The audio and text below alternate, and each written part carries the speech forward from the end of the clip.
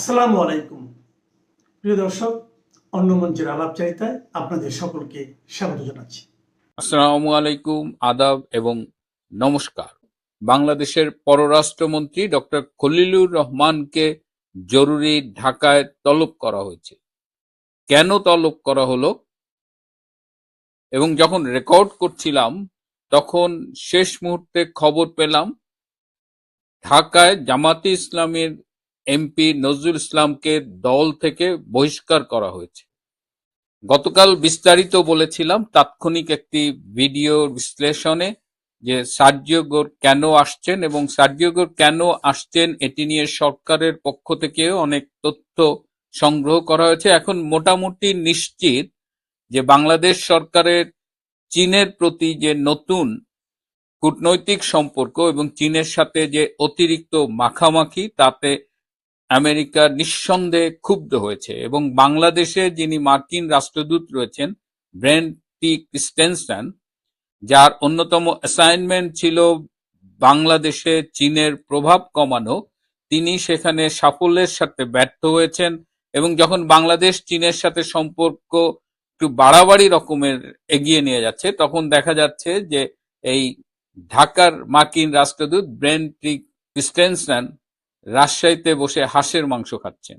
সুতরাং এবার সার্জিও গোর নিজেই বাংলাদেশে আসছেন এই বিষয়টি নিয়ে আলাপ করতে এবং সার্জিও গোরের এই সফরকে অত্যন্ত গুরুত্বের সাথে নিয়েছেন তারেক রহমান সরকার এবং সার্জিও গোরকে ঠিকমতো ফেস করবার জন্য তারা এখন থেকেই প্রস্তুতি নেওয়া শুরু করেছে এবং এই প্রস্তুতির অংশ হিসাবে বর্তমানে আমেরিকায় অবস্থানরত ডক্টর খলিলকে জরুরি ভিত্তিতে ঢাকায় তলব করা হয়েছে। ডক্টর খলিলের 28শে জুলাই ফেরবার কথা ছিল এবং সেই অনুযায়ী 29শে জুলাই সার্জিও গোরের বাংলাদেশে সফরে আসার কথা ছিল, কিন্তু এখন এই পরিবর্তিত পরিস্থিতিতে ডক্টর খলিল হয়তো 28শে জুলাইয়ের আগেই আসবেন এবং তার সরকারের পক্ষ থেকে প্রস্তুতি নেবেন যে সার্জিও গোর যে বিষয়গুলো নিয়ে কথা বলবেন সেই বিষয়গুলো নিয়ে বাংলাদেশ কিভাবে রেসপন্ড করবে। এবং আরেকটি বিষয় যেটি আমি কালকে হিন্টস দিয়েছিলাম যে সার্জিও গোর বাংলাদেশে আওয়ামী লীগের রাজনীতির এই যে নিষেধাজ্ঞা, কার্যক্রমের উপরে নিষেধাজ্ঞা, সেটি নিয়ে কথা বলবেন। বাংলাদেশে বর্তমানে যে মানবাধিকার বিপর্যয় চলছে, গণতন্ত্র হুমকির মুখে, এই যে জঙ্গিবাদের উত্থান, এই সব বিষয়গুলো নিয়েই তিনি কথা বলবেন এবং অবশ্যই তিনি শেখ হাসিনার যে তথাকথিত বিচারের মাধ্যমে একটি রায় দেওয়া হয়েছে সেই বিচার নিয়েও তার এই সফরে তিনি কথা বলবেন। সুতরাং বাংলাদেশ সরকার একটু দেরিতে হলেও বুঝতে চেষ্টা করছে যে এটা একটা রুটিন সফর নয় এবং এই সফরে তাদের মোটামুটি আসামির কাঠগড়ায় যদি বলি দাঁড়ানো থাকতে হবে এবং সার্জিও গোরকে তারা কিভাবে মোকাবেলা করবেন সেটি নিয়েই আলোচনা হচ্ছে। সার্জিও গোরের প্রসঙ্গ নিয়েই আজকে কথা বলবো, এটি যখন ঠিক করেছি একদম শেষ মুহূর্তে খবর পেলাম যে আপনারা ইতিমধ্যেই জানেন যে জামাতে ইসলামের এই সাতক্ষীরা 4 থেকে নির্বাচিত এই এমপি নজরুল ইসলাম, তার একটি ভিডিও ভাইরাল হয়েছে এবং এই ভিডিও নিয়ে কথা বলবার আদৌ কোনো ইচ্ছে আমার ছিল না, গতকালও বলিনি, কিন্তু জামাতে ইসলাম তারা প্রথমে ডিফেন্ড করার চেষ্টা করেছে তাদের এমপিকে। এই জামাত শিবিরের বট বাহিনী প্রথমে বলেছে এটা এআই নির্মিত একটি ভিডিও, তারপর তারা বলেছে যে এই তরুণী তার দ্বিতীয় স্ত্রী এবং দ্বিতীয় স্ত্রী বানানোর জন্য সাতক্ষীরার কাজীকে পর্যন্ত ম্যানিপুলেট করা হয়েছে, তার প্রথম স্ত্রীকে দিয়ে স্টেটমেন্ট দেওয়া হয়েছে, এই তরুণী তাকে দ্বিতীয় স্ত্রী হিসেবে স্টেটমেন্ট দেওয়ানো হয়েছে, ইভেন এই তরুণীর বাবা যার বয়সও অনেক কম তাকে দিয়ে পর্যন্ত স্টেটমেন্ট দেওয়া হয়েছে। অর্থাৎ একটি মিথ্যাকে ঢাকতে অসংখ্য মিথ্যের অবতারণা করা হয়েছে। যাই হোক, জামাতে ইসলামী আজকের পার্টির ডিসিশন মেকিং বডি থেকে তারা সিদ্ধান্ত নিয়েছে যে এই এমপিকে দল থেকে বহিষ্কার করা হয়েছে এবং তারা নির্বাচন কমিশনেও জানাবে, যার ফলশ্রুতিতে হয়তো আশা করা যায় যে তার এমপিশিপও ক্যান্সেল হয়ে যেতে পারে। এই নজরুল ইসলাম এবং এই ভিডিও নিয়ে যখন সামাজিক যোগাযোগ মাধ্যমে ট্রল হচ্ছে তখন আমরা একটু বিষয়টা অন্যভাবে দেখার চেষ্টা করছি। তার আগে একটু ফ্যাক্টস জানিয়ে দিই। এই এমপির যে ড্রাইভার তার আপন ভাগ্নি হলো এই এই মেয়েটি, এবং এমপি কে রিকোয়েস্ট করেছিলেন ড্রাইভার সাহেব যে তার ভাগ্নির একটা চাকরির ব্যবস্থা করার জন্য, এবং তাকে একটি সিভিও দেওয়া হয়েছিল। এই ভাগ্নিকে চাকরির প্রলোভন দেখিয়ে এই এমপি সাহেব তার সাথে এই শারীরিক সম্পর্ক স্থাপন করে, এবং এই ড্রাইভারের কাছে এই নজরুল এমপির অনেক আকামের দালিলিক প্রমাণ রয়েছে। তার কাছে নাকি আরো ভিডিও রয়েছে, এবং এই যে ভিডিওটা করা হয়েছে এই ভিডিওটিও করেছে এই ড্রাইভার, এবং এর ফলে এই এমপি এই ড্রাইভারকে প্রচুর পিটিয়েছে, এবং ড্রাইভারের জীবন এখন সংশয়ের মুখে, যে কারণে ড্রাইভার তারেক রহমানের কাছে তার জীবনের নিরাপত্তার চেয়ে একটি চিঠি লিখেছে। যে কথাটি বলতে চাচ্ছিলাম যে এই ট্রলের মধ্যে যে বিষয়টা আমরা মিস করে ফেলেছি, বা যেটি আমাদের আদৌ করা উচিত কিনা, বা ভবিষ্যতে এই বিষয়টি নিয়ে আমাদের গুরুত্বের সাথে ভাবা উচিত যে একজন এমপি এখানে দোষী, এবং সেখানে আমরা এমপির পাশাপাশি মাত্র 18 বছর বয়সী একজন তরুণীকে যেভাবে এক্সপোজ করলাম, যেভাবে তার ভিডিও সবখানে ছড়িয়ে দিলাম, তাতে এই তরুণীর বাকি জীবনের ভবিষ্যৎ কি? সে যতদিন বেঁচে থাকবে এই ভিডিও মানুষের কথা তার পিছন তাড়া করবে। আমি জানি না এমপি সাহেব তাকে আসলেই বিয়ে করবে কিনা, এবং এমপি তো এখন সব হারালেন, তার এমপিত্ব সম্ভবত থাকবে না, দল থেকে বহিষ্কৃত হলেন। আগামীতে তিনি শাস্তির মুখোমুখি হবেন কিনা, একজন ইসলামী ছাত্রী সংস্থার দেখলাম সে দাবি তুলেছে, যিনি প্রথমে এই এমপির পক্ষে 2টি ভিডিও করেছিল, তৃতীয় ভিডিওতে এসে তিনি তার ভুল বুঝেছেন, এবং এই এমপিকে শরিয়া আইন অনুযায়ী তাকে মাটিতে পুঁতে পাথর নিক্ষেপ করে হত্যার দাবি জানিয়েছেন। সুতরাং এই এমপির আগামী দিনগুলো ভালো যে যাবে না সহজেই বোঝা যাচ্ছে। এই অবস্থায় এই মেয়েটি এই এমপি দ্বিতীয় স্ত্রীর মর্যাদা নিয়ে, বা সত্যি সত্যি বিয়ে করেন কিনা, বা সেই বিয়েতে আদৌ এই মেয়েটির কোনো উপকার হবে কিনা, এই বিষয়গুলো নিয়ে আমরা ভাববো। পাশাপাশি এটা যেন আমরা ভাবি যে এই ভিডিওগুলো যখন আমরা ভাইরাল করি, ট্রল করি, তখন যেন যে ভিকটিম তার প্রাইভেসি, তার কনফিডেন্সিয়ালিটি, এই বিষয়গুলো নিয়ে যেন আমরা একটু ভাবি। এদিকে বাংলাদেশ যখন আমেরিকার সাথে গোপন বাণিজ্য চুক্তির কারণে বাজার দরের চাইতে প্রায় 50% অতিরিক্ত দামে এই লিকুইড ন্যাচারাল গ্যাস বা এলএনজি কিনছে, ঠিক সেই সময় রাশিয়ার পক্ষ থেকে এশিয়ার দেশগুলোর জন্য এলএনজি ক্রয়ে 40% ছাড় দেওয়া হয়েছে।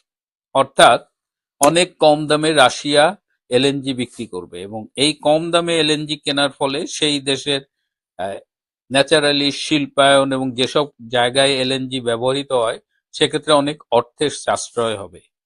কথা হলো যে মার্কিন বাণিজ্য চুক্তি স্বাক্ষরের পরে বাংলাদেশ কি আদৌ এই মূল্য ছাড়ের সুযোগ নিতে পারবে কিনা?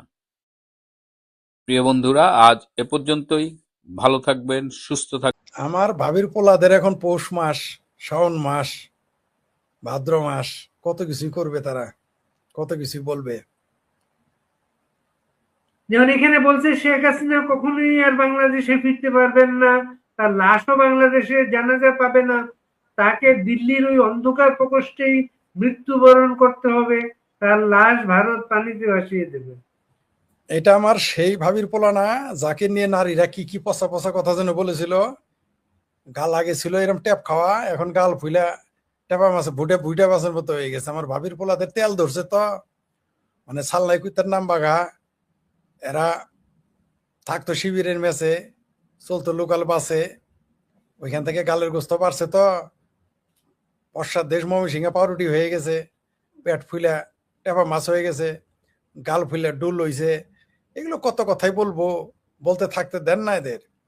তো জানাজা কার কোন কোথায় হবে কি হবে না সেটা তো সময় বলে দিবে। আর যাদের জানাজা হয়েছে এখানে জামাতিদের, তাদের লাশ কোথায় যাবে সেই চিন্তা যেন এই জামাতি গোলমানেরা যেন ওই চিন্তা করে যে সাইদির লাশ কবর থেকে কোথায় যাবে গোলাম আজমের লাশ কবর থেকে কোথায় যাবে, নিজামীর লাশ কবর থেকে কোথায় যাবে, এগুলো তারা নিয়ে চিন্তা করুক। এবং আমার ভাবির পোলাদের শ্বশুর শাশুড়ির লাশ কোথায় যাবে এই চিন্তা করুক। তাকে এই সরোয়ার তুষারে বইলে তো বাংলাদেশে শেখ হাসিনা আসবে। মানে 2 দিনের বৈরাগী ভাতের কয় অন্ন, মানে শুক্রের রাজনৈতিক মুসলমানই হয় না, তাদের ভাবখানা এরকম মনে হয় কিংবদন্তি জাতীয় নেতা হয়ে গেছে। ওই যে এরা শিবিরের, শোনেন, টাকায় কিনা হয়, ময়না পাখিরা খাওয়াবেন, চেঁচাবে, এদের এরকম টাকা পয়সা দিছে কুকুরের মতো ঘেউ ঘেউ করার জন্য। এরা করবে, করতে থাকতে দেন, সময় আমাদেরও আসবে, বাংলাদেশের মানুষেরও সময় আসবে। এই ভাবির পোলারা দেখেন, এদের এদের কবর বাংলাদেশে হয় কিনা এই চিন্তা করুক তারা। কোথাকার কোন এনসিপি, কোথাকার কোন কি যুগ মাহবাগী গেলে গেলে, মানে সরোয়ার তুষাররাও নেতা, আর তার উৎসিঙ্গাও একটা পাখি। কি আর বলবো এদের নিয়ে, এদের কথা আসলে রুচিতেই বাদ এদের না কথা বলতে। যাদের মুখের সাব ডিভিশন সম্পর্কে আমরা তো জানি নারীরা কি বলেছিল, আর এই আসছে এখন লম্বা লম্বা বাংলাদেশে তো আবার, বাংলাদেশে তো এখন শেখ হাসিনার বিরুদ্ধে কথা বললে, আওয়ামী লীগের বিরুদ্ধে কথা বললে, মুক্তিযুদ্ধের বিরুদ্ধে কথা বললে, বঙ্গবন্ধুর বিরুদ্ধে কথা বললে, ভারতের ঠিক মতো গালি দিতে পারলে নেতা মন্ত্রী হওয়া যায়। সে আশা এগুলো করতেছে, করতে দেন, করতে দেন, দেখা যাক কি হয়। কার লাশ কোথায় কবর হবে সেটা তো সময় বলে দেবে। জি। এবং এই যে জামাত, জামাত এই ধরনের সংগঠন ধরা পড়তেছে, কিন্তু তারা ইদানিং ধরা পড়লেই বলে দ্বিতীয় স্ত্রী। শোনেন, জামাত হইল, এদের কোরআন শরীফ আলাদা, এদের হাদিস আলাদা। জামাতের উপরে সূরায়ে মুগী, সূরায়ে বগী, সূরায়ে ঠগী নাজিল হয় এদের এই আকাম কুকাম বৈধতা দেওয়ার জন্য। এদের আকাম কুকাম জায়েজ করার জন্য। আপনি তার আগে দেখেছেন যে ওই যে কি যেন একটা ছিল শিবিরের আর এক চেলা, মগা মৌদুদের উম্মত যারা, সেই চেলা বলেছিল সে চেলা একজন বিধবা নারীকে প্রেগনেন্ট করেছে, তারপর তার বাচ্চা হয়েছে, ওই বাচ্চা পরে অ্যাবর্শন করিয়েছে। সেটাকে সাফাই গাইতে গিয়ে বলেছিল যে আল্লাহর নবীরাও এগুলো করতো, সাহাবিরাও এগুলো করতো, যার বউ পছন্দ হতে করতো তোমার বউ ছেড়ে দাও। এরা এত নিচে নামতে পারে, এরা নিজেদের অপরাধ বৈধতা দেওয়ার জন্য, নিজেদের অপরাধ ঢাকার জন্য এরা নবী রাসূলকেও হেয় করতে পারে, সাহাবিদেরও হেয় করতে পারে। তো এদের পক্ষে মিথ্যা কথা বলা তো কোনো সমস্যা না। এরা প্রথমে বললো এই ছবির ভিডিও নাকি এআই দিয়া বানানো, তারপরে বললো যে এটা তার দ্বিতীয় স্ত্রী, তারপর একটা কাবিননামা হাজির করলো, সেই কাবিননামায় সে মেয়ের বয়সই তো 18 বছর নেই। তারপর আবার সেই মেয়ের ভিডিও হলো 23 সালের, আর কাবিননামা হলো 26 সালের। তো ঘটনা কি দাঁড়াইলো? আর 70-72 বছরের একজন মানুষের কাছে বুঝি এই 16-17 বছরের মেয়ের বিয়ে হয়। আমরা এগুলো ফাত্রামি তো বুঝি, জামাতিদের যে ধর্মের নামে ফাত্রামি, এগুলো মানুষ এখন বুঝে গেছে। আবার ওই যে আমির হারামজাদা নাকি ফারামজাদা একটা আছে, সাতক্ষীরা থেকে বেহেশত আরম্ভ হবে। আল্লাহ বেহেশতে দেওয়া শুরু করলে সাতক্ষীরা থেকে আগে দিবে। ওই যে বললাম না একটু আগে, যতর উপরে সূরায়ে বগী নাজিল হয়, সূরায়ে মুগী নাজিল হয়, সূরায়ে ঠগী নাজিল হয়। কোরআনের আয়াত তো 144-14টা, ওদের সূরা হইলো 117টা। কোরআনে তো বলা আছে জিবরাইলের আসবে না, ওদের জিবরাইল এখন আসে। সেই জন্য সূরায়ে মুগী বগী ঠগী নাজিল হয়, সেগুলো থেকে ফতোয়া দিয়ে এগুলো জায়েজ করে এরা। কত বড় বদমাইশ এই আমির হারামজাদা! এদের তো এমনি বানায় নাই, এদেরকে পরিকল্পিত ভাবে এরা প্রথমে এরা ওয়াজ করবে, আওয়ামী লীগের টাকা খাবে, যখন আওয়ামী লীগ ক্ষমতায় থাকবে এরা বলবে আওয়ামী লীগ করি, তারপরে একটা সময় শক্তি অর্জন করে আওয়ামী লীগকে উচ্ছেদ করবে। এটা হলো তাদের বদমাইশি। এরা হলো একই সাথে মুনাফেক এবং ধর্ম ব্যবসায়ী। তারা ধর্মকে হাতিয়ার হিসেবে ব্যবহার করে ক্ষমতায় যাওয়ার জন্য যা ইচ্ছা তাই বলবে, যা ইচ্ছা তাই করবে। তারা তাদের পাপ, তাদের অন্যায়, তাদের ভুল, তাদের বদমাইশি, তাদের বাটপারি, তাদের লাম্পট্য, এগুলো ঠেকাইতে তারা প্রয়োজন আল্লাহরে নিচে নামায় আনবে, আল্লাহরে সাক্ষী বানাবে। কোনো সমস্যা নেই, এদের পক্ষে সবই সম্ভব। কারণ আপনি যদি মিথ্যা কথা বলেন তাহলে আপনি রাজনৈতিক দল করতে পারবেন, রাজনৈতিক কর্মী হতে পারবেন। আর যদি ঠাড়া বড়া মিথ্যা কথা বলতে পারেন, তাহলেই কেবল একটা প্রাথমিক যোগ্যতা হলো ঠাড়া বড়া মিথ্যা কথা বলা, তবেই আপনি জামাতের নেতা কর্মী সমর্থক হইতে পারবেন, এছাড়া পাবেন না। যেমন এরা তা বলতেছে, তো মানুষের কাছে এদের মুখোশ উন্মোচিত হয়ে গেছে। আগামীতে এগুলো দেখবেন কিভাবে নেরি কুত্তার মতো এদের মানুষ দৌড়ায়, সেটা দেখতে পারবেন। আপনাকে একটা প্রশ্ন রাখছেন একজনে, জামাতার মোল্লাদের জন্য নষ্টামি করা কি জায়েজ? এরকম তো অনেক ধরা পড়ে, কয়টা ধরা পড়ে? শতকরা 1-2টা হয়তো ধরা পড়ে, 98টাই ধরা পড়ে না, বা ধরলেও সেটা প্রকাশ্যে আসতে দেয় না। আমির হামজাকে একটা কোড দিতে পারলে আপাতত না না, আমির হামজারে কট দিতে হবে কেন? আমির হামজা যে কট খায় নাই, মানে ধরা পড়ার আগে সবাই আমির হামজা, ধরা পড়লে সাতক্ষীরার এমপি, ধরা পড়লে মামুনুল, এরাও হয়ে যাবে একদিন। তবে সবচেয়ে মজার বিষয়, এরা তো মিথ্যা কথা আগে থেকেও বলে। সে বলেছিল তার বাপ দাদা নানা মামা খালু সব আওয়ামী লীগ করে, এবং এও বলেছিল যে যারা 18 কোটির জননী শেখ হাসিনা উন্নয়নের বাধা দিবে তারা হইলো দুজকে যাবে, বলে নাই? এদের পক্ষে সবকিছুই বলা সম্ভব। এরা আবার আওয়ামী লীগ ক্ষমতায় আসলে আবার তওবা করে আওয়ামী লীগ করা শুরু করবে না তার গ্যারান্টি। এদের পক্ষে ছদ্মবেশ ধারণ করা যে কোনো সময় ফতোয়া উল্টে ফেলবে, যে কোনো সময়। এদের পক্ষে সবকিছুই সম্ভব। এরা নবী রাসূলকে ব্যভিচারী বলতে পারে। T20 ম্যাচ হয়েছে না ওয়ানডে, তারপরে হচ্ছে জুলাই সন্ধ্যে আক্রমে ধরা পড়ার সাথে সাথে বিয়ে করা জায়েজ।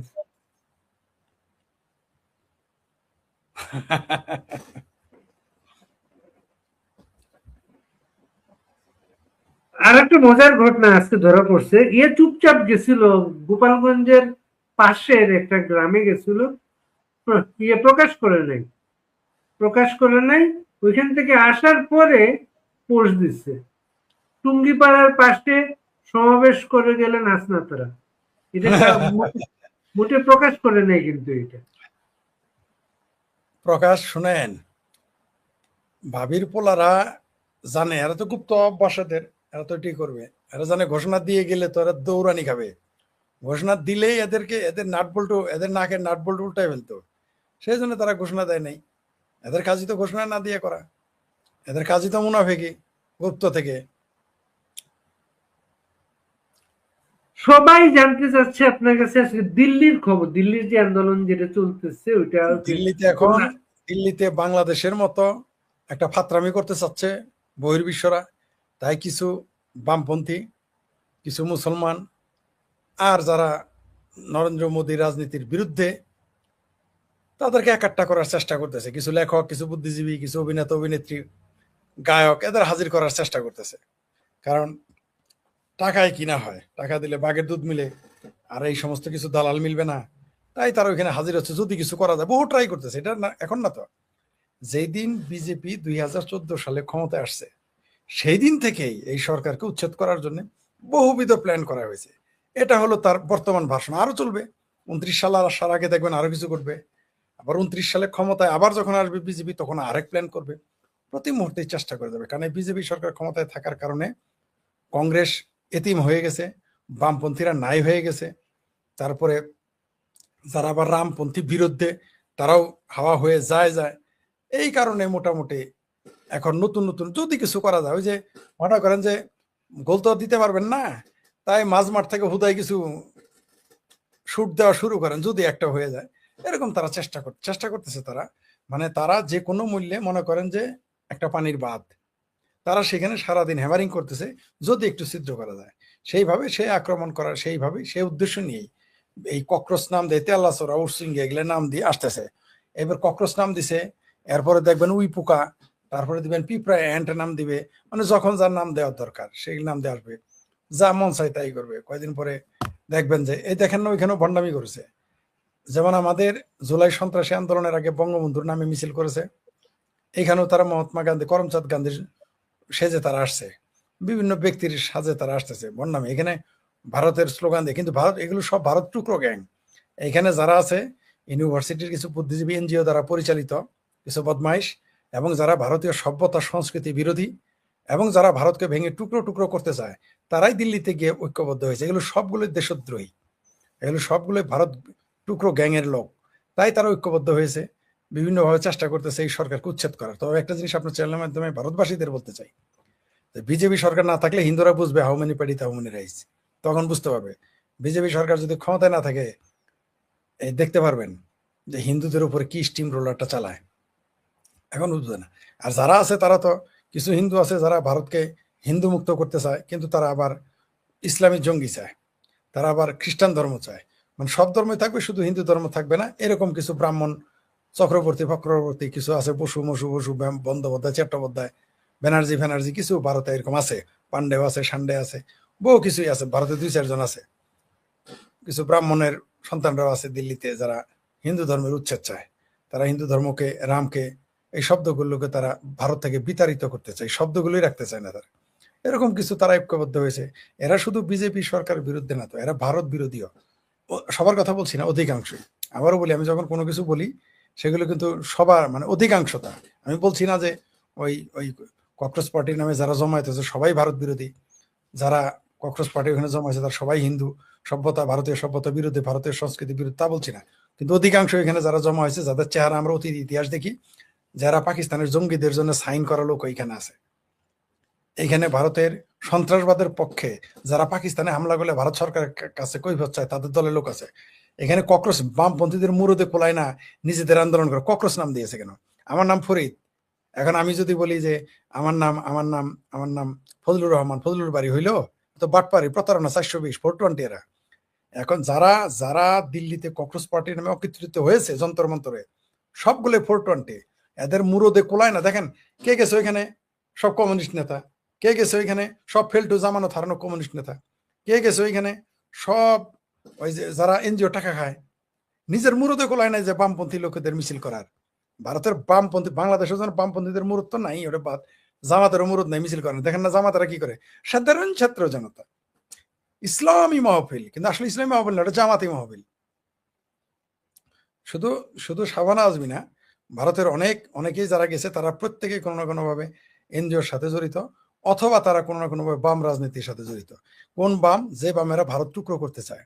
কোন বাম? যে বামেরা ভারতের ইসলামী সন্ত্রাসীদের সাথে ঐক্যবদ্ধ, ঐক্যমত ঘোষণা করে। কোন বামপন্থী? যারা নাম রেহেগা আল্লাহ কা, আর কিছু থাকবে না, রামের নাম থাকবে না, কৃষ্ণের নাম থাকবে না, গড়ের নাম থাকবে না, শুধু বলবে যে নাম রেহেগা আল্লাহ কা, এগুলো বলে স্লোগান দেয় বামেরা। হাইসা নাম রেহেগা আল্লাহ কা, ওইখানে নাম রেহেগা মার্কস কা বলে দেখবে না, চাপার ধন্য শুধু করে ফেলবে, থাপড়ায় গাল বাড়াই ফেলবে, তাই ওইখানে ওইগুলো বলা শুরু করেছে। এগুলো সব দেশদ্রোহী, ভারতীয় সভ্যতা সংস্কৃতি বিরোধী কিছু 420 ওইখানে গিয়েছে। তারা যত বড় প্রোফাইল তাদের হোক না, তারা 420। তাদের মুরুদে গোলা নাই ওখানে যে বিজেপি বিরোধী সংগঠন বা তারা গণতান্ত্রিক আন্দোলন করবে সেই কথা বলে নিজেদের রাজনৈতিক দলের পরিচয় দেওয়ার তাদের মুরুদ নাই। তারা ওইখানে সব তো 420। ককরোচ মকরোচ গেলে এর নাম দেওয়া দরকার 420 ককরোচ। জি, ধন্যবাদ। আপনার একটু বাংলাদেশের দিকে একটু আসি। যমুনার রাতের খাওয়া দাওয়ার দিকে খেয়াল করছে আপনার কালকে? জি জি জি জি। জীবনা সাথী, সে গানটার মতো কিন্তু এরা, এবং মান্না বেশ আশাবাদী মনে হইল যে রাশেদ খানকেও যখন উপদেষ্টা করছেন তাকেও মনে কিছু এটা করা হবে খুব তাড়াতাড়ি। রাশেদ খানকে বোধহয় বিশেষ সহকারী বানাইছে, রাজনৈতিক বিশেষ সহকারী। হ্যাঁ, মান্না ভাই আশা করতেই পারেন, কারণ তার জুতা টানছে, ব্যাগ টানছে, সেই জাহেদের যদি প্রতিমন্ত্রী মর্যাদার উপদেষ্টা বানাইতে পারে, মান্না ভাই আশা করতেই পারে। কিন্তু মান্না ভাইকে দিবে না। মান্না ভাইকে দিলে তোর জাহেদকে দিত না। মান্না ভাইকে আর দিবে না, জামাত হইতে দিবে না, কারণ তার ব্যাকগ্রাউন্ড হচ্ছে বাম রাজনীতি, তারপরে আবার জাসদ, তারপরে আবার আওয়ামী লীগের সাংগঠনিক সম্পাদক ছিলেন। মান্না ভাই প্রগ্রেসিভ মানুষ, মুক্তিযুদ্ধের পক্ষের, সুতরাং তাকে তারা হইতে দিবে না কোনো কিছু। হইলে তাহলে জাহাদকে দিত না, উপদেষ্টা মান্না ভাইকে বানাইতো আমার ধারণা। মাহমুদুর রহমান মান্না ভাইকে বানাইতো, যদি জামাত ঠেকায় রাখছে তাকে, কোনো সন্দেহ নেই। সাইফুলও কত চেষ্টা করতেছে। হ্যাঁ, সাইহারে তো দিবই না, ও তো আরেক সিংহ বাম। ওদের তো আসলে জুনায়েদ শাকিবকে জন দিচ্ছে, তারা বাদ পড়বে কেন? ওই যে বললাম, ওই যে মান্না ভাইকে আনলে তো হুকুম দিতে পারো না। মান্না ভাই তো তার সমালোচনা থাকতে পারে, কিন্তু মান্না ভাই তো ছাত্র রাজনীতির কিংবদন্তি, তিনি তো বিজ্ঞ মানুষ, তিনি প্রধানমন্ত্রী হওয়ার যোগ্য, কোনো সন্দেহ নেই। তার যে রাজনৈতিক ক্যারিয়ার, তার ব্যক্তিত্ব, তিনি প্রধানমন্ত্রী হতে পারেন। এখন তার সাথে আমি একমত দ্বিমত হই, সেটা আলাদা বিষয়। তো তাইলে তাকে তো চাইবে না, তাকে তো চাইবে না। ইয়ে জিজ্ঞেস করতেছে মুজাসসিলিম গেছে কিনা। না, উনি, আমরা একটা ছবি দেখলাম এয়ারপোর্টে, চেন্নাই থেকে চিকিৎসা করে ফিরতেছেন। দিল্লি না ঢাকা, চেন্নাই।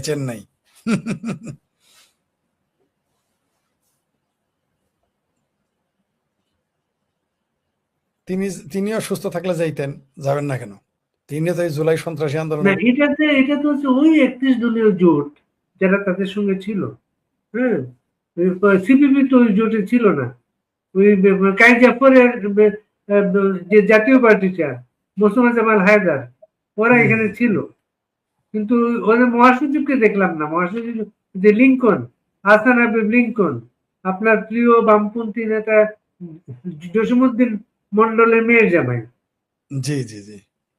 উনি ছিলেন না ওইখানে। কারণ ওদেরকে তো নমিনেশন দেয় না ইলেকশনে। মোস্তফা জামাল হায়দারকেও দেয় নাই, লিঙ্কনকেও দেয় নাই।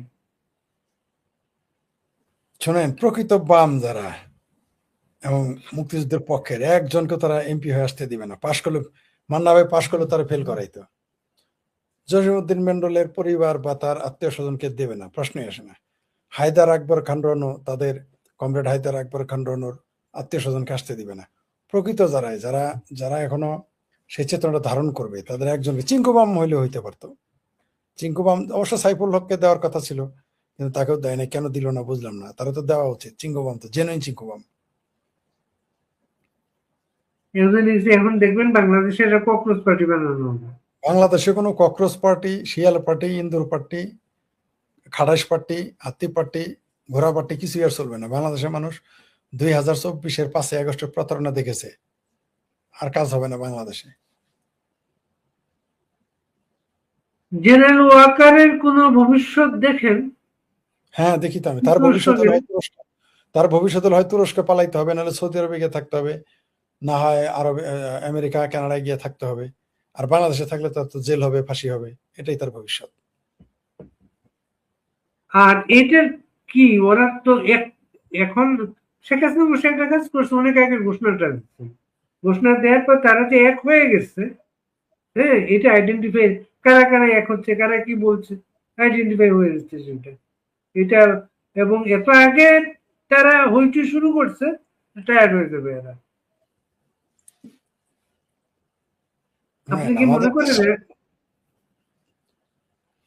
আপনার আমাদের দেশের যে সেনাবাহিনী, এদের ভবিষ্যৎ আসলে কি? এই দেশের পাকিস্তানের সেনাবাহিনী সরাসরি প্রকাশ্যে থাকে, বাংলাদেশের সেনাবাহিনী পর্দার অন্তরালে থাকে। কাজ তো একটাই। আপনি দেখেন হুবহু কাজ করতেছে, ফলাফল তাই হবে। ফলাফল তাই। তবে পাকিস্তানের মতো তো সুবিধা করতে পারবে না। এদের জেল হবে, ফাঁসি হবে, পালিয়ে যেতে হবে পরিবার পরিজন। আপনি সেই সেই আমাদের 111-এর সেই কুশীলবরা এখন কোথায়? মইনু কোথায়? এই দেখেও তারা এদের ইতিহাস মনে রেখেছে। চোরের মতো পালায় জীবনযাপন করতে হবে, বিচ্ছিন্ন জীবনযাপন। আওয়ামী লীগ তো ফিরে আসবে, এরা তো ফিরে আসতে পারবে না কোনোদিন, কোনো কালে। বলছে হঠাৎ এই 900 আয়োজন কেন বুঝিয়ে বলবে? চোরে চোরে হালি, এক চোরে হাঙ্গা করে আরেক চোরের শালি। সব যারা জুলাই সন্ত্রাস করেছে তারা একটু দেখা সাক্ষাৎ করলো, একটু আলোচনা করলো। কারণ শেখ হাসিনা যেহেতু জননেত্রী শেখ হাসিনা ঘোষণা দিয়েছেন তিনি 5 তারিখে আসবেন, তারা এখন হতাশ, যাতে হতাশা কাটিয়ে উঠতে পারে সেই জন্য আয়োজন করেছে। ওগুলো কিছুই করলে হবে না। ঝড় তুফান কোনোদিন ঘরের দরজার খুঁটি যদি দুর্বল থাকে, ঝড় তুফানে কোনো কাজই হবে না। খুঁটি ধরে থাকবে, খুঁটি সহ উড়ে যাবে। তারেক রহমানই আপনার তারেক রহমানই মরা পাতা, মানে মরা পাতা পর্যন্ত যে পাতাটা নিচে পড়ে যায়, সে মরা পাতার মতো উড়ে যাবে বাংলাদেশ থেকে। আর তো এগুলো কোথাকার কোন দাওয়াতের পার্টি, যে দাওয়াত দিছে সেই থাকবে না। এতে এরা কোথায়? এখানে কিন্তু প্রাইম মিনিস্টারের যে 150 টাকার লাঞ্চ ডিনারের গল্পটা হয় নাই কিন্তু। খাবার কিন্তু শেরাটন থেকে আনছে কিন্তু এখানে। ওইলে শোনেন, ওই তারেক রহমান যে গল্প করে ওই গল্প আওরঙ্গজেব করতো, যে টুপি সেলাই করে দিন কাটাইতো। ফাত্রামি করার আর জায়গা পায় না। একটা সম্রাট টুপি সেলাই করে যদি ভাত খায় তাহলে সাম্রাজ্য চলে গিয়ে দিয়ে ওইরকম গল্প একটা ন্যারেটিভ তৈরি করার চেষ্টা করছে। পালিয়ে গেছে, এটা মনে হয় ঠিক না। নিশ্চিত হইতে পারিনি আমি এখন। উনি হয়তো বাইরে যাওয়া আসা করতে পারে। ইও বাইরে আছেন এখন, ওই যে আশরাফ, বিজ্ঞাপন আশরাফ, উনি কিন্তু বাইরে আছেন এখন। সাতক্ষীরার জামাতের এমপি ব্যভিচার করলে বেহেশতে চলে যায়। এটা হলো মুফতি আমির হামজার ফতোয়া। আপনাকে অনেক টায়ার্ড মনে হচ্ছে ফরিদ ভাই, ঘুম চলে আসছে আপনার হ্যাঁ, আপনি একটু শেষ করেন। কি বলবেন আপনার লোকজনের উদ্দেশ্যে যারা অবিরাম আসতেছে আপনার কাছে? জি জি, আপনি যে শিরোনাম দিয়েছেন সেটা নিয়ে একটু বলি আগে। জামায়াত এনসিপি যে কেন বেপরোয়া, এরা তো বেপরোয়া, এদের তার অভিনয় বেপরোয়া কেন জানেন? এরা ভয় দেখাচ্ছে যাতে মানুষ ভয় পায়, যে আওয়ামী লীগ ভয় পায়, ছাত্রলীগ ভয় পায়, যুবলীগ ভয় পায়। কিন্তু এগুলো ছাত্রলীগ যুবলীগ এগুলো জানে। তারা বাংলাদেশ আওয়ামী লীগ ছাত্রলীগ আইয়ুবের বিরুদ্ধে আন্দোলন করেছে, তারা 69 আন্দোলন করেছে, তারা সত্তরের মুক্তিযুদ্ধ করেছে, 70-69-70-এর রাজনীতি করেছে, 71-এর মুক্তিযুদ্ধ করেছে, তারা 75-এর 15ই আগস্ট মোকাবেলা করেছে, 21 বছর পর ক্ষমতা এসেছে। এগুলো ভয় দেখায় কোনো বেপরোয়াগিরি দেখায় কোনো লাভ নেই। সব ভাবির পোলারা ডিসেম্বর মাস থেকে পালানো শুরু করবে, সবগুলো পালানো শুরু করবে। আর দিল্লিতে কিছুই হচ্ছে না, অলরেডি ককরোচ পার্টি বলে দিয়েছে, তেলাপোকা উৎসৃঙ্খল পার্টি বলেছে যে তারা আর বসবে না, তারা আর ধর্নাতে বসবে না, তারা ঘোষণা দিয়ে ফেলেছে। নরেন্দ্র মোদী খুব ভালো করেই জানে যে এদের জন্য কি করতে হবে। ভারতের এই মুহূর্তে 2জন কূটনীতিবিদ রয়েছে, মানে আমি অবাক হয়ে যাই আমরা এত এত মেধাবী হয়ে থাকে। সেটা জনাব শ্রী অজিত দোভাল আর হচ্ছে আপনার আপনার এস জয়শঙ্কর। তারা এগুলো কোনো বিষয় না তাদের জন্য মোকাবেলা করা। কত না চেষ্টা করেছে 2014 সাল থেকে এখন পর্যন্ত প্রতি মুহূর্তে চেষ্টা করে চলেছে। এসে কত বড় বড় আন্দোলন করেছে, কত কিছু করার চেষ্টা করছে এই সরকারকে ফেলে দেওয়ার জন্য, নির্বাচিত সরকারকে ফেলে দেওয়ার জন্য। পারে নাই, ভবিষ্যতেও পারবে না। বরং 29 সালে আরো ককরোচ পার্টির ফালাফালিতে হিন্দুরা ঐক্যবদ্ধ হবে। যেমন ওই যে মমতা ব্যানার্জি বেশি লাফালাফি করছিল, পশ্চিমবঙ্গে হিন্দুরা ঐক্যবদ্ধ হয়েছে। বরং এবার বিজেপির সিট লোকসভায় আসন বাড়বে, ঠেকাইতে পারবে না। আর আমাদের বাংলাদেশ সম্পর্কে যেটা বলতে চাই, জননেত্রী শেখ হাসিনা অবশ্যই আসবেন, তাকে ফিরে আসতে হবে বাংলাদেশের জনগণের জন্য। জননেত্রী শেখ হাসিনা বাংলাদেশের মানুষের গণতন্ত্রের জন্য, অর্থনীতির জন্য, রাজনৈতিক স্থিতিশীলতার জন্য, বাংলাদেশের স্বাধীনতা সার্বভৌমত্বের জন্য, বাংলাদেশের মানুষের, সাধারণ মানুষের অর্থনৈতিক অধিকার নিশ্চিত করার জন্য, অর্থনৈতিক অবস্থায় স্থিতিশীল করার জন্য অবশ্যই তাকে আসতে হবে। কোনো এটা একটা ব্যাপার। আরেকটা ব্যাপার হচ্ছে ওই একটা যে স্পষ্ট তো হয়ে গেছে, ভারতের সাথে তারেক গভর্নমেন্টের সম্পর্ক স্বাভাবিক হচ্ছে না। না না না, কখনোই ছিল না। অনেকেই বলেছে যে ভারত চেয়েছিল, ভারত এখানে কূটনৈতিক খেলাটা খেলেছে। ভারত চেয়েছিল যে কোনো মূল্যে একটা নির্বাচন হোক, কারণ আপনি যদি নির্বাচন না করেন তাহলে তো তারা কথা বলতে পারতেছে না। বাংলাদেশে নির্বাচন হইলে এক পরিবেশ হবে, না হইলে আরেক পরিবেশ হতো। সেই জন্য তারা নির্বাচনটা করিয়েছে, কারণ ডক্টর ইউনূস চেয়েছিল আমৃত্যু ক্ষমতায় থাকতে। ভারত সেখানে বাগড়া দিয়েছে তারেক রহমানকে, তারা বিহাইন্ড দ্য স্ক্রিন থেকে যাতে তাকে সরাসরি বল নাই, তাকে যাতে আনানো যায় সেই ব্যবস্থা তারা করেছে, এনেছে। এবং কোন রকম একটা নির্বাচন, ভারতও জানে তারেক রহমান বিশ্বস্ত নয়। ভারত জানে তারেক রহমানের যারা গ্যাং তারা সবসময় ভারত বিরোধী। তারেক রহমানের যে গ্যাং তারা গজওয়াতুল হিন্দ করতে চায়, তারেক রহমানের যে গ্যাং তারা হিন্দু বিদ্বেষী, তারেক রহমানের যে গ্যাং তারা বাংলা সাহিত্য শিল্প সংস্কৃতির বিরুদ্ধে, তারেক রহমানের যে গ্যাং তার আশেপাশে যারা আছে, সরকারি দল যেমন আছে, বিরোধী দল বলতে কিছুই নেই বাংলাদেশ, এখন সবই সরকারি দল। পৃথিবীর একমাত্র রাষ্ট্র বাংলাদেশ যেখানে এখন সবাই সরকারি দল, কেউ বিরোধী দলে নেই, সব সরকারি দল। এই গ্যাংটা বাংলা সংস্কৃতি, ভাষা, সাহিত্য, শিল্প, গণতন্ত্র সবকিছুর বিরুদ্ধে, মুক্তিযুদ্ধের বিরুদ্ধে, ভারতের বিরুদ্ধে, হিন্দুর বিরুদ্ধে, ভারতীয় সাহিত্যের বিরুদ্ধে, সভ্যতার বিরুদ্ধে। এটা ভারত নিজেও জানে যে তারেক রহমানের আশেপাশে কারা ঘুরে। কারণ একটা লোক কেমন তার আশেপাশের লোকদেরকে বিবেচনা করতে হয়। ম্যাকিয়াভেলি কি বলেছে, একটা লোককে চিনতে হলে তার আশেপাশে কে কে আছে তাকে দেখলেই বোঝা যায় যে তার রাজনৈতিক চিন্তা চেতনা, তার লক্ষ্য এবং উদ্দেশ্য কি। এই উনি তো সেই তারেক রহমান যিনি রবীন্দ্রনাথ ঠাকুরকে একটা পোস্ট দিয়ে তার তার তার সেলা, তার মুরিদদের, তার দলের সমর্থকদের ফেসবুক কমেন্ট দেখে ওই পোস্ট ডিলিট করে দিয়েছিল বা হাইড করে দিয়েছিল। পরে অবশ্য আবার সেই পোস্টটা আবার রিপিট করে কিছুদিন পরে। কিন্তু এরকম চাপ তারা তো জানে এরা কারা। আবার বিএনপিও জানে যে ভারত তাকে সহযোগিতা করবে না। দিন শেষে ভারত আওয়ামী লীগের বা মুক্তিযুদ্ধের পক্ষের শক্তি হয়ে কাজ করে। বিএনপি যদি মুক্তিযুদ্ধের পক্ষের কথা বলতো, বিএনপি যদি পাকিস্তান প্রেমী না হতো, এখান থেকে তারা ফিরে আসার চেষ্টা করতো আর অতিমাত্রা চাইনিজ প্রীতি না দেখাইতো, তাহলে হয়তো ভারত কিছুটা বিশ্বাস করতো। কিন্তু ভারত তাকে এক বিন্দু বিশ্বাস করে, যদি বলেন 1% তাও করেন। আরে ভাই, আওয়ামী লীগেরই তো ভারত 20% অবিশ্বাসে 80% বিশ্বাস করে। আওয়ামী লীগ কি 100% বিশ্বাস করে ভারত? কেন করবে? কার্যক্রম কি দেখেছে তারা? ভয় পেয়ে গেছে তাদের। আমি বলছি না যে আওয়ামী লীগের পলিসি, আওয়ামী লীগের সাধারণ কর্মীদের মনোভাব, তাদের আচরণ দেখে তারা ভয় পেয়ে গেছে। এটা তারা বুঝে তো। আর আওয়ামী লীগ দেখে যদি তারা ভয় পায়, অবিশ্বাস করে 20% বা 25%, আর বুঝি জামাত এই বিএনপি কে বুঝি বিশ্বাস, বিএনপিকে 1% বিশ্বাস করে না। এই সরকারকে তারা এখন এই যে জননেত্রী শেখ হাসিনা যে ঘোষণা দিয়েছেন, এই ঘোষণা তো একটা সাইন। এই ঘোষণা তো শুধু ঘোষণা না, এই ঘোষণা তো একটা মেসেজ। ভারত কি বলেছে যে আমরা তাকে যেতে দিব না? বলে নাই। তার মানে কি? তার মানে পর্দার অন্তরালে অনেক কিছুই হচ্ছে এবং এটা হওয়াটাই স্বাভাবিক। কারণ আমার এই দেশটা যদি প্রতিবেশীর, আপনার ঘরে যদি আগুন লাগে, আমার ঘরে তো নিরাপদ, ভারত কখনোই এখানে জঙ্গিবাদের উত্থান ঘটুক বা পেয়ারা পাকিস্তানি আসুক এটা চাইবে না। এমনকি ভারত এটাও চাইবে না যে বাংলাদেশ দরিদ্র রাষ্ট্র হয়ে থাকুক, কারণ বাংলাদেশে যদি একটা চরম পর্যায়ে যায় এগুলো সব প্রভাব পড়বে ভারতের উপরে। তাই ভারত নিয়ে বাংলাদেশ নিয়ে ভারতের বহুবিধ মাল্টিপারপাস, তাদের চিন্তা না একমুখী না, তো বহুভাবে তাদের চিন্তা করতে হয়, বহুভাবে, বহু নিয়মে, বহুভাবে চিন্তা করে বাংলাদেশ কিনে তাদের এগোতে হয়।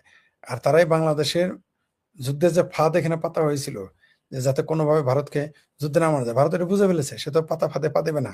তার যদি যুদ্ধ করতে হয় তার মতো করে তার সময় করবে, কিন্তু আরেকজনের ফাঁদে পা দিবে না। যেমন আমাকে একজন লোক চেয়েছিল আমি দুইজন লোকের সাথে ঝগড়া করি, কয়েকজনে পরামর্শ দিয়েছিল, মানে যাতে তাদের সাথে আমি দ্বিধাদ্বন্দ্বে যাই, তাদের নিয়ে সমালোচনা করি। আমি তো বুঝে ফেলেছি আমি যাবো না, এটা তো পাতা ফাঁদ। তাদের আমি পছন্দ করি না করি সেটা পরের কথা, আমি আরেকজনের কথা বায়াস হয়তো করবো না, কারণ তাদের একটা উদ্দেশ্য আছে। আমি যদি আপনার সম্পর্কে সমালোচনা করতে পারি বা আপনার যদি অন্যায় আমার কাছে জানা থাকে, আমি তো 6 মাস পরেও বলতে পারি, বললাম না, সো হোয়াট, আপনাকে না বললাম না, কিন্তু সমালোচনা করে 6 মাস পরেই করতে পারি, কিন্তু আমি তো আরেকজনের বুদ্ধিতে করবো না, তো আমি ফাঁদে পা দেবো না। তো আমার সাথে তো ভারতের বুদ্ধি কম না, আমার সাথে তো নরেন্দ্র মোদীর বুদ্ধি কম না, আমার সাথে তো অজিত দোভাল, জয়শঙ্কর, অমিত শাহর বুদ্ধি তো কম না। তো তারা কেন আরেকজনের ফাঁদে পা দিবে? সেই জন্যই দেখেন ওইখানে আফগানিস্তান পাকিস্তান অস্থির, ওইখানে বেলুচিস্তান পাকিস্তান অস্থির, এগুলো খেলা এখানে চলতেছে। এরা চাচ্ছে যে বাংলাদেশকে দিয়ে ভারতের সাথে একটা ঝগড়া ফেসাদ বাঁধিয়ে এখানে মৌলবাদী চিন্তা চেতনার প্রগ্রেস ঘটাবে, এখানে যুদ্ধ বাঁধাবে, এখানে যুদ্ধের ময়দান বানাবে। পাকিস্তানকে অস্থিতিশীল করার জন্য ভারতের ভিতরে কাজ করতেছে, যদিও কেউ কারো কথা স্বীকার করবে না। পাকিস্তানের অভিযোগ তো কিঞ্চিত হলেও সত্য, তাদের সহযোগিতা করতেছে। বেলুচিস্তানদের কে সহযোগিতা করে? প্রকাশ্যে দুইটা দেশ নাম আসছে, একটা হলো ভারত আর একটা হলো আফগানিস্তান। তার তো সহযোগিতা তো করবেই, কারণ শত্রু আরেকজনের বন্ধু, এটাই নিয়ম। পাকিস্তানও তো তাই করে, শত্রু মারতে সে বাঘ পাঠাইছে। এই যে বাংলাদেশে আমাদেরকে দিয়ে ভারতের সাথে যুদ্ধ করাতে চায়, ৭১-এর প্রতিশোধ নিতে চায়। যদি আমরা ধ্বংস হই তাও লাভ, আর যদি ভারত ধ্বংস হয় তাহলে তো আরো বেশি লাভ। সেই জন্য আমাদেরকে সাথে নিয়ে তারা যুদ্ধ করতে চাচ্ছে, তুরস্কও সেখানে ইন্ধন দিচ্ছে। কিন্তু এগুলো মানুষ বুঝে ফেলেছে। বাংলাদেশের জনগণ এখন আগের তুলনায় সচেতন। তারা 2005 সালে বিভ্রান্তির মধ্যে, 2024-এর 5ই আগস্টে তারা বিভ্রান্তির মধ্যে ছিল। এখন তাদের আই ভিশন একেবারে পরিষ্কার, তারা দেখতে পাচ্ছে যে এরা আসলে কারা। এরা মুক্তিযুদ্ধের কথা বলে, পদ্মা মেঘনা যমুনা তোমার আমার ঠিকানা, এগুলো স্লোগান দিয়ে, বঙ্গবন্ধুর বাংলায় বৈষম্যের ঠাঁই নাই, এগুলো স্লোগান দিয়ে তারা এখন মুক্তিযুদ্ধ বিরোধী এবং বঙ্গবন্ধু বিরোধী অবস্থানে চলে গেছে। এরা বুঝে ফেলেছে যে এরা ভেবেছিল শেখ হাসিনা সরকার উচ্ছেদ হলে, শেখ হাসিনা সরকার পতন ঘটলে বাংলাদেশের অর্থনৈতিক উন্নয়ন ঘটবে। সেটা ঘটে নাই, বরং উন্নয়ন তো ঘটা তো দূরের কথা। জননেত্রী শেখ হাসিনা যে অবস্থানে রেখে গিয়েছিলেন সেই অবস্থাটাও তারা ধরে রাখতে তো পারেইনি, বরং বাংলাদেশের অর্থনীতি উল্টো নিম্নমুখী। তো এইভাবে তো একটা দেশ চলতে পারে না। মানুষ অপেক্ষা করতেছে, এই যে দিল্লিতে কি ঘটতেছে তা আমরা দেখতে থাকি, ওখানে সব ঠিক হয়ে যাবে। বরং এখন ঢাকার দিকে আমাদের নজর দেওয়া উচিত, যে ডিসেম্বরে ঢাকাতে কি ঘটবে। আওয়ামী লীগকে ধ্বংস করতে চাওয়া জামাতে কি ধ্বংসের মুখে? দর্শক, পাপ বাপকেও ক্ষমা করে না, এবং আল্লাহ, মহান আল্লাহ রাব্বুল আলামিন সর্বোচ্চ পরিকল্পনাকারী। প্রতারণা এবং ধর্মের নামে আল্লাহর কথা মুখে নিয়ে, একদিকে আল্লাহর কথা মুখে নিচ্ছে, আরেকদিকে প্রতারণা করছে। এই হলো জামাত। সেই জামাত, যে জামাত আওয়ামী লীগকে ধ্বংস করতে চেয়েছিল, এখনো পর্যন্ত সেই ষড়যন্ত্রে লিপ্ত। সেই জামাতই কিন্তু এখন নানাভাবে ধ্বংসের দিকে যাচ্ছে বলে সার্বিক অবস্থা মনে হচ্ছে। আমি আজকে তাদের নারী কেলেঙ্কারি, দুর্নীতি বা এসব নিয়ে আলাপ করতে আসিনি, আলাপ করতে এসেছি মূলত তাদের সাংগঠনিক এক টর্নেডো নিয়ে। বাংলাদেশের রাজনৈতিক অঙ্গনে আজ এক নতুন আলোড়ন সৃষ্টি হয়েছে। আপনি কি কখনো ভেবেছেন যে দলটি নিজের অবস্থান শক্ত করতে গিয়ে অন্যদের রাজনৈতিক অস্তিত্ব মুছে ফেলতে চেয়েছিল, আজ তারাই নিজেদের তৈরি করা ফাঁদে আটকা পড়েছে? দলীয় আদর্শ নাকি জীবিকার তাগিদ, এই দ্বন্দ্বে আজ খোদ বাংলাদেশ জামাতে ইসলামের ভেতরেই শুরু হয়েছে এক অভূতপূর্ব গৃহদাহ। হাজার হাজার নেতাকর্মী আজ চরম সংকটে। চাকরি ছাড়বেন নাকি দল ছাড়বেন? কিন্তু শুধুই কি অভ্যন্তরীণ কোন্দল, নাকি নতুন আইনি ব্যবস্থার গেড়াকলে? জামাত তার রাজনৈতিক প্রাসঙ্গিকতা ভবিষ্যতে হারাতে পারে বা হারাবে। বিস্তারিত তথ্য সহ আজকের এই বিশেষ বিশ্লেষণটি শেষ পর্যন্ত দেখার অনুরোধ রইল। বাংলাদেশ জামায়াতে ইসলামীর অভ্যন্তরীণ রাজনীতিতে এখন এক ভয়াবহ ও নজিরবিহীন টানাপোড়েন তৈরি হয়েছে। সাম্প্রতিক কিছু সিদ্ধান্ত কেন্দ্র করে দলটির মাঠ পর্যায়ের নেতা কর্মীদের মধ্যে দেখা দিয়েছে তীব্র ক্ষোভ, হতাশা ও চরম অসন্তোষ। ঘটনার শুরু গত 22 জুন 2026 তারিখে। ওই দিন জামাতের কেন্দ্রীয় মজলিসে শুরার অধিবেশন ও নির্বাহী কমিটির বৈঠকে এক চমকপ্রদ সিদ্ধান্ত গ্রহণ করা হয়। সেই বৈঠকের সিদ্ধান্ত বাস্তবায়নে গত 12 জুলাই দলটির সেক্রেটারি জেনারেল মিয়া মোহাম্মদ গোলাম পরোয়ার স্বাক্ষরিত একটি অফিসিয়াল চিঠি দেশের প্রতিটি জেলা ও মহানগরী আমিরদের কাছে প্রেরণ করা হয়েছে। এই যে সেই চিঠিটি। সংযুক্ত ওই চিঠিটি ইতিমধ্যে দলীয় অভ্যন্তরীণ রাজনীতিতে সমালোচনার কেন্দ্রবিন্দুতে পরিণত হয়েছে। কিন্তু কেন? কি লেখা ছিল সেই চিঠিতে? চিঠির বিস্তারিত বিবরণ প্রকাশ হতেই মাঠ পর্যায়ে চরম অস্থিরতা শুরু হয়েছে। নাম প্রকাশ না করার শর্তে জামাতের একাধিক মাঠ পর্যায়ের নেতা তাদের গভীর উৎকণ্ঠা ব্যক্ত করে জানিয়েছেন, কেন্দ্রীয় নেতৃত্বের পক্ষ থেকে চাপিয়ে দেওয়া এই সিদ্ধান্তটি সম্পূর্ণ অমানবিক এবং বাস্তবতা বিবর্জিত। অভিযোগের মূল জায়গাটি অত্যন্ত স্পর্শকাতর। পুরুষ রোকনদের সংকট। দেশ জুড়ে হাজার হাজার জামাত নেতাকর্মী বর্তমানে গার্লস স্কুল, গার্লস কলেজ ও মহিলা মাদ্রাসায় শিক্ষকতা করছেন। অন্যদিকে দলটির অনেক নারী নেত্রী ও কর্মী রয়েছেন যারা বয়েজ স্কুল, বয়েজ কলেজ ও ছেলেদের মাদ্রাসায় শিক্ষাদান করছেন। নতুন এই সিদ্ধান্ত অনুযায়ী যেসব পুরুষ রোকন বা সদস্য গার্লস স্কুল, গার্লস কলেজ বা মহিলা মাদ্রাসায় কর্মরত, তাদের সদস্যপদ বা রোকনিয়াত স্থগিত বা মুলতবি ঘোষণার প্রক্রিয়া শুরু হয়ে গেছে। একই অবস্থা তৈরি হয়েছে বয়েজ প্রতিষ্ঠানে কর্মরত নারী সদস্যদের ক্ষেত্রেও। জেলা শহরের অনেক নেতাকর্মীকে এখন শীর্ষ নেতৃত্ব এক কঠোর দ্বিমুখী সংকটের মুখোমুখি দাঁড় করিয়েছে। চাকরি ছাড়ুন, না হয় দল ছাড়ুন। দীর্ঘদিন ধরে চরম প্রতিকূল ও কঠিন সময়েও যারা দলীয় আদর্শ আঁকড়ে ধরে টিকেছিলেন, তারা আজকের এই কঠিন সিদ্ধান্তের মুখোমুখি হয়ে স্তম্ভিত। তৃণমূলের ক্ষুব্ধ নেতাকর্মীদের বক্তব্য অত্যন্ত স্পষ্ট। কেবলমাত্র দলীয় নির্দেশনা ও আদর্শ মেনে চলার অজুহাতে যদি হাজারো কর্মীকে তাদের জীবিকা ও অর্জিত চাকরি ত্যাগ করতে হয়, তবে তা হবে সম্পূর্ণ অন্যায় ও অযৌক্তিক। তারা অভিযোগ করছেন, জামাত একদিকে রাজনৈতিক মঞ্চে নারী জাগরণ ও সামাজিক অগ্রগতির কথা বললেও অন্য পক্ষে অভ্যন্তরীণ ক্ষেত্রে এই ধরনের চরম দ্বিমুখী আচরণ করছে। এতে কর্মী বাহিনী বিব্রত, হতাশ ও ক্ষুব্ধ। দলের প্রতি অনুগত থেকে এই কর্মীরা এখনো কোনো আনুষ্ঠানিক সংবাদ সম্মেলন বা প্রেস কনফারেন্স করেননি। তবে দীর্ঘদিন রাজনীতি করার পর হঠাৎ এভাবে দলছুট হতে বাধ্য করার চক্রান্ত দেখে তারা তীব্র ক্ষোভ প্রকাশ করে দ্রুত এই অমানবিক ও অযৌক্তিক সিদ্ধান্ত প্রত্যাহারের জোর দাবি জানিয়েছেন। খেয়াল করে দেখবেন যে সারা বাংলাদেশের শিক্ষা প্রতিষ্ঠানের সাথেই কিন্তু এই জামাত নেতা কর্মীরা বেশিরভাগ জড়িত। কোচিং সেন্টার থেকে শুরু করে স্কুল, কলেজ, বিভিন্ন মাদ্রাসায় তারা কিন্তু যুক্ত। আরেকটি জিনিস দেখুন, যেখানে আমরা সমতার কথা বলছি পৃথিবীতে, সেখানে জামাত বৈষম্য। নারী প্রতিষ্ঠানে যে পুরুষরা চাকরি করেন তাদের সদস্যপদ স্থগিত, আবার পুরুষ প্রতিষ্ঠানে যে নারীরা চাকরি করেন তাদের সদস্যপদ স্থগিত। কেন? স্তম্ভিত হবার মতোই তো সিদ্ধান্ত। নারীর সাথে পুরুষের সম্পর্ক কি? আমি কর্মক্ষেত্রে চাকরি করি বা কাজ করি। জামাত সাংগঠনিকভাবে এই কর্মক্ষেত্রগুলোতে কি সম্পর্ক বা কি সংযোগ খুঁজতে চাইছে? এই আলোচিত চিঠির সত্যতা যাচাই করতে শীর্ষ জামাত নেতাদের সাথে একাধিকবার যোগাযোগ করবারও চেষ্টা করেছে অনেকে। প্রকাশ্যে কেউ কোনো মন্তব্য করতে রাজি হননি। তারা এই সংবেদনশীল বিষয়ে কথা না বলে দলটির প্রেস টিমের সাথে যোগাযোগের পরামর্শ দিয়ে বিষয়টি এড়িয়ে যাওয়ার চেষ্টা করেন। তবে সত্য গোপন থাকেনি।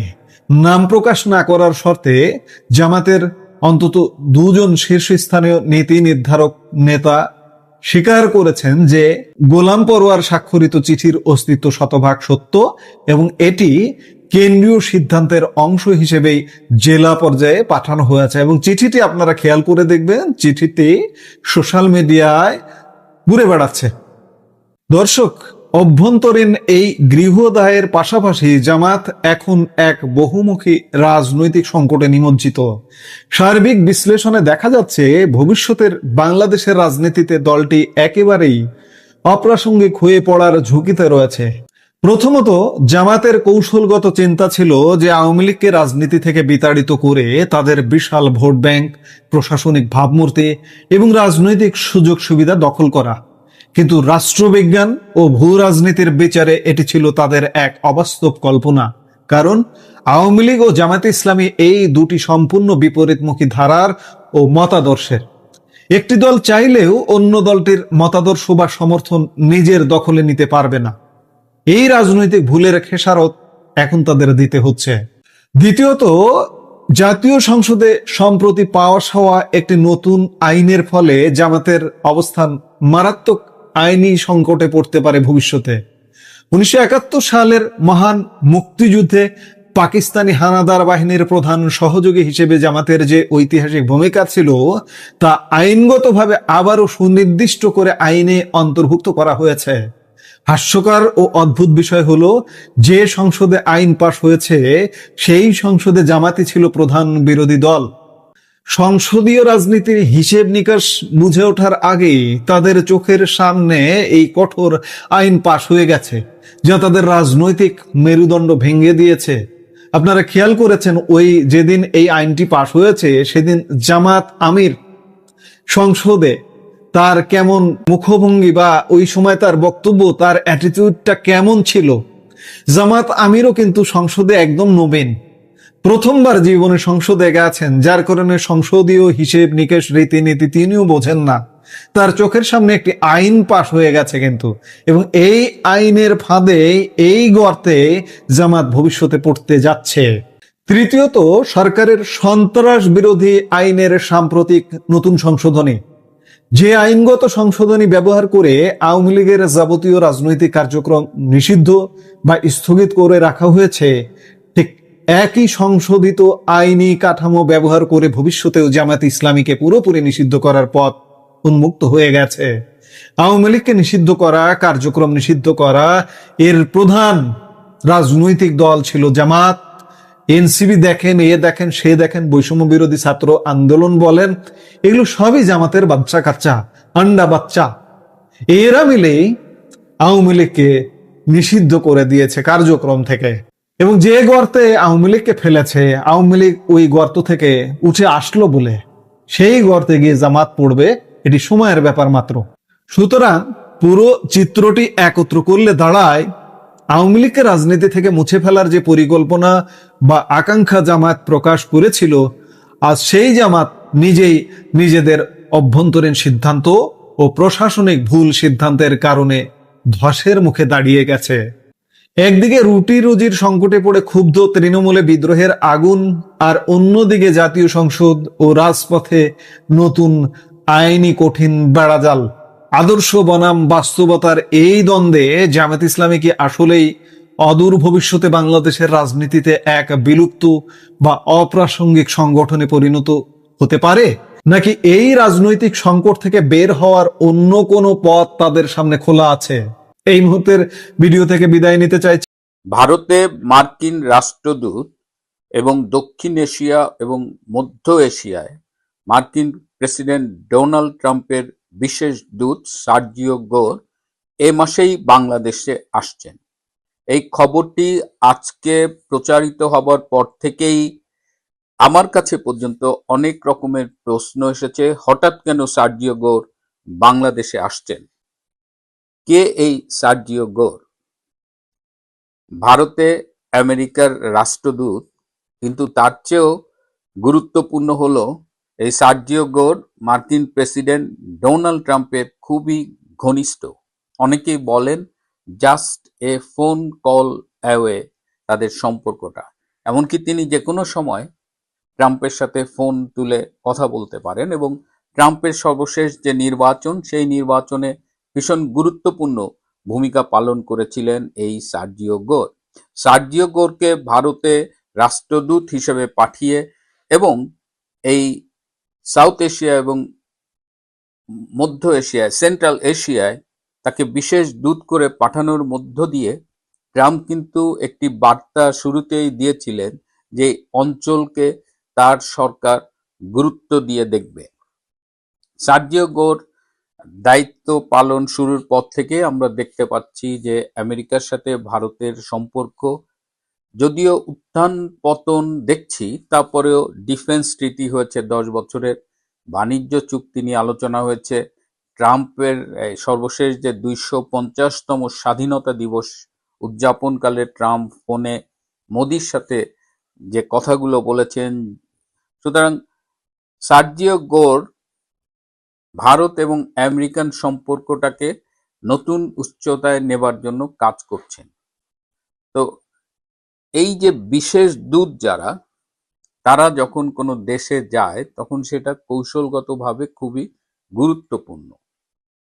কেন সার্জিও গোর হঠাৎ করে বাংলাদেশে আসছেন? বাংলাদেশের পররাষ্ট্রমন্ত্রী ডক্টর খলিলুর রহমান এই মুহূর্তে আমেরিকায় অবস্থান করছেন। সবকিছু ঠিক থাকলে তিনি 28শে জুলাই বাংলাদেশে ফিরবেন এবং সার্জিও গোর সম্ভবত 29শে জুলাই বাংলাদেশে আসবেন। অর্থাৎ ডক্টর খলিল বাংলাদেশে ফেরার পরে সার্জিও গোর বাংলাদেশ সফরে আসবেন। সম্প্রতি বাংলাদেশের পররাষ্ট্রনীতি খুব দ্রুত পরিবর্তিত হচ্ছে। আগের সরকারের আমলে, শেখ হাসিনার আমলে যেমন সবার প্রতি বন্ধুত্ব, কারো প্রতি শত্রুতা না, এই পররাষ্ট্রনীতি থেকে তারেক রহমান কিন্তু বেশ কিছু সরে গেছেন। রিসেন্টলি তারেক রহমান যে চীন সফর করেছেন, সেখানে চীনের সাথে বাণিজ্য ও প্রতিরক্ষা বিষয়ক আলোচনা, সমঝোতা চুক্তি, আবার চীন, মিয়ানমার, বাংলাদেশের মধ্য দিয়ে অর্থনৈতিক করিডোর, চীনকে চট্টগ্রামে বিশেষ অর্থনৈতিক অঞ্চল দেওয়া, মোংলা পোর্ট রক্ষণাবেক্ষণে চীনকে দেওয়া, এরকম অনেকগুলো গুরুত্বপূর্ণ বিষয়ে বাংলাদেশ এবং চীনের মধ্যে আলোচনা চলছে, সমঝোতা স্বাক্ষরিত হয়েছে। তো এই বিষয়টা কিন্তু আমেরিকার জন্য উদ্বেগজনক এবং আমেরিকা যে এই বে of Bengal, south Asia, Indo Pacific reason, এই অঞ্চলগুলো নিয়ে যা ভাবে, সেখানে বাংলাদেশ চীনের এই সম্পর্কের অগ্রগতিটা তাদের কপালে ভাঁজ ফেলবার জন্য যথেষ্ট। শুধু চীন নয়, পাকিস্তানের সাথে অর্থনৈতিক ও প্রতিরক্ষা বিষয়ক সম্পর্ক আগের চাইতে অনেক বেশি উষ্ণ। তুরস্কের সাথেও আমরা দেখতে পাচ্ছি তুরস্ক বাংলাদেশে ড্রোন ফ্যাক্টরি করবে, অস্ত্র কারখানা করবে।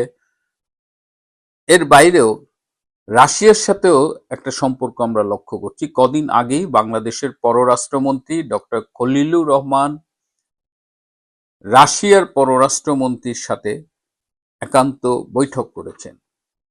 এই সকল পরিস্থিতি বাংলাদেশের পরিবর্তিত পররাষ্ট্র নীতিকে আমেরিকা কিভাবে মূল্যায়ন করছেন, সেই বিষয়গুলো নিয়েই সার্জিও গোর বাংলাদেশ এলে আলোচনা করবেন। ধারণা করা হচ্ছে যে বাংলাদেশের প্রধানমন্ত্রী, বাংলাদেশের পররাষ্ট্রমন্ত্রীর সাথে সার্জিও গোরের মিটিং হবে। এর বাইরেও তিনি আরো বেশ কিছু মিটিং করবেন, এমনকি দুই একটা রাজনৈতিক দলের প্রধানের সাথেও তার মিটিং করবার কথা। সার্জিও গোরের এই ট্যুরটা রুটিন হবার কোনো সুযোগ নেই, কারণ বিশেষ দূতরা বিশেষ কারণেই বিশেষ দেশ সফর করেন। এর বাইরেও বাংলাদেশের মানবাধিকার পরিস্থিতি, শেখ হাসিনার তথাকথিত বিচার এবং বাংলাদেশের বৃহত্তম রাজনৈতিক দল আওয়ামী লীগের ভবিষ্যৎ, এই বিষয়গুলো নিয়েও তিনি সম্ভবত তারেক রহমান সরকারের সাথে আলোচনা করবেন। সম্প্রতি শেখ হাসিনা একাধিক দলীয় বৈঠকে এই ইঙ্গিত দিয়েছেন যে আওয়ামী লীগ এবং শেখ হাসিনার ব্যাপারে আমেরিকার যে দৃষ্টিভঙ্গি ছিল, সেটি আগের চাইতে পরিবর্তিত অবস্থানের দিকেই যাচ্ছে, অর্থাৎ আগের মতো নেই। শেখ হাসিনার বিচার বলেন, আওয়ামী লীগের রাজনীতির ভবিষ্যৎ বলেন বা মানবাধিকার বলেন, এটি নিয়ে কিন্তু আন্তর্জাতিক অঙ্গনে ব্যাপক আলোচনা চলছে। আমেরিকাও ধারণা করা হচ্ছে যে এই বিষয়গুলোতে তাদের অবস্থান পরিবর্তন করছে। সেই ইঙ্গিত আমরা বিভিন্ন ঘটনায় পাচ্ছি, যদিও আমেরিকা আনুষ্ঠানিকভাবে এ বিষয়ে মুখ খোলেনি। তো এই পরিবর্তিত পরিস্থিতিতে সার্জিও গোর বাংলাদেশে এলে সেই সফরে সরকার কি বলবেন, সরকারের কি অবস্থান হবে, আমেরিকা তাকে কিভাবে মূল্যায়ন করবে, বাংলাদেশের সাথে চীন রাশিয়ার নতুন সম্পর্ককে আমেরিকা কিভাবে দেখবে এবং আমেরিকা কিভাবে রিয়্যাক্ট করবে, তার চেয়েও গুরুত্বপূর্ণ হলো যে আমেরিকার যে ইমপ্লান্ট বাংলাদেশে রয়ে গেছে, ইনুস সরকার থেকে তারেক সরকারে যে রয়েছে ডক্টর খলিল, তার সাথেও আলোচনা হবে কি কি শর্তে বাংলাদেশে রেজিম চেঞ্জ হয়েছিল এবং তার কতটুকু পূরণ হয়েছে, বাংলাদেশ কোন পথে, বাংলাদেশের গণতন্ত্র কোন পথে, এবং সমগ্র পশ্চিমা বিশ্বে যে উদ্বেগ রয়েছে যে বাংলাদেশে ইসলামী জঙ্গিবাদের উত্থান ঘটছে, এই সামগ্রিক বিষয় নিয়েও কিন্তু সার্জিও গোরের সাথে ডক্টর খলিলের একান্ত বৈঠক হবার কথা। আমরা সার্জিও গোরের আসন্ন সফরকে ঘিরে সকল তথ্য সংগ্রহের চেষ্টা করব এবং যখনই যে কোনো আপডেট পাই আপনাদের সাথে সেটা শেয়ার করব। তবে একথা নিশ্চিত বলা যায় যে সার্জিও গোরের এই সফরের মধ্য দিয়ে ওয়াশিংটন ঢাকাকে গুরুত্বপূর্ণ কিছু বার্তা দেবে। যে শেখ হাসিনা হলে কি ঘটবে, এখনো কিন্তু মাঝখানে 4.5 মাস আছে, হতে পারে ওইখান থেকে বের হয়ে যাবে, এই স্ফুলিঙ্গ বরিশালে পড়বে, এই স্ফুলিঙ্গ জামালপুরে যাবে, এই স্ফুলিঙ্গ নেত্রকোনা, বরিশাল বা 64 জেলা বিভিন্ন জায়গায় ছড়িয়ে ছিটিয়ে যাবে। ওই স্ফুলিঙ্গ থেকে দাবানল হবে। আর এই দাবানল একবার ফুটবে কিভাবে, আগ্নেয়গিরির মতো। সেই কাজটা করবেন শেখ হাসিনা, অলরেডি সেটা করে দিয়েছেন। তিনি কিন্তু অলরেডি আগ্নেয়গিরির মুখটা খুলে দিয়েছেন ঘোষণা দিয়ে। ফরিদ ভাই, আমাদের লাইভের শেষ পর্যায়ে আমরা চলে এসেছি, একেবারে আর মাত্র 3 মিনিট সময়। আমি 1 ঘন্টায় শেষ করি, এটা আপনি জানেন। সেটি হচ্ছে, আমি একটি প্রশ্ন আপনাকে করতে চাই। মানে সাতক্ষীরার এক আসনের একজন জামাতের এমপি, তার একটি ভিডিও, যেটি হচ্ছে গিয়ে যার এক শিষ্য এখানে বারবার মন্তব্য করতেছে, মুকুল নামে, এই মানে সে বারবার মন্তব্য করতেছে আর কি, যে ওর বোনের সাথে হয়তো মানে কোনো একটা কিছু ঘটেছিল। কিন্তু এই যে ঘটনাটি, সেটি হচ্ছে সেই এমপি, একটু খেয়াল করে শুনবেন, যখন সেই এমপিকে জনগণ জিজ্ঞেস করছে যে এই মাইয়া পাইছো কই, তখন বললো যে এই মাইয়াকে আমার ড্রাইভার আইনে ম্যানেজ করে দিছে। ড্রাইভার ম্যানেজ করা মেয়ের কণ্ঠ কি, সেই কণ্ঠ আমরা শুনেছি ভিডিওতে, কিন্তু পরে একটি ভিডিও আমরা দেখেছি যেখানে মুখ বাঁধা ওই মেয়ের থেকে অনেক বয়স্ক, তার বয়স 25-26 বছর হবে, সেই মেয়ে বলতেছে যে আমি তার দ্বিতীয় স্ত্রী, এবং সে গাড়ির মধ্যে বসে বলতেছে, এবং তার যে বউ, জানি না সেটাও তার বউ কিনা, সে বউ আবার বোরকা পরে তারপরে পরে বলতেছে যে এই সেই। তো এই যে পবিত্র একটি রাজনৈতিক দল, যারা মনে করেন যে মানে কিছুই জানে না, আটকাওলির দল, এই সম্পর্কে যদি আপনি শেষ 2 মিনিটে কিছু বলতেন, তারপরে আমরা লাইভ। যেহেতু আমি এই নিকৃষ্ট লোকদের নিয়ে আজকে গুরুত্বপূর্ণ আলোচনা করতেছিলাম, যেহেতু আনসার তো একটু করি। প্রথমে কিন্তু এটাকে আমিও মনে করেছিলাম এআই দ্বারা কেউ করছে, আমি মনে করছি যে এরা তো বট বাহিনী, আরেক বট বাহিনী আক্রান্ত হয়েছে, তার জন্য আমি কালকে কিছু বলিনি বা সকালে কিছু বলিনি। পরে দেখলাম না, হ্যাঁ, যারা চেকার তারা বলছে যে না এটা সত্য, এবং দেখি মিডিয়াতে সে স্বীকার করছে এটা দ্বিতীয় বউ। প্রথমে কি বললো, এটা এআই দিয়ে বানানো, ওরাই বললো, আমরা মেনে নিলাম, তারা যা বললেন আমরা জামাতের কথা মেনে নিলাম, এটা এআই দিয়ে বানানো। কিন্তু সেই জামাতেরা এখন বলতেছে এটা তার দ্বিতীয় বউ।